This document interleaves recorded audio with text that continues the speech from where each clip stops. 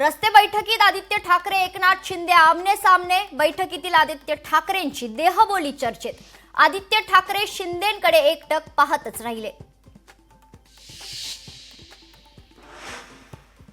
महिनाभरानंतर अखेर प्रशांत कोरटकरला ताब्यात घेण्यात आलंय। फरार प्रशांत कोरटकर तेलंगणात सापडल्याची पोलिसांची माहिती।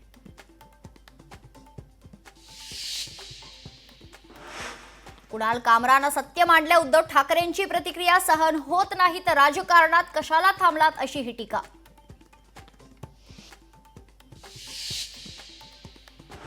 मुख्यमंत्र्यांकडून कुणाल कामराची अर्बन नक्षलींशी तुलना तर सुपारी घेऊन विडंबन करणाऱ्यांना सोडणार नाही। कामरावर कारवाई होणारच, फडणवीसांचा इशारा।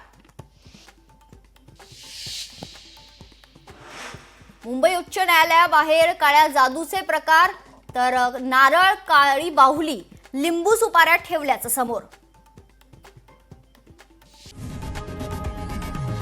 लोकशाही मराठी ऐका, पहा, जागरूक रहा।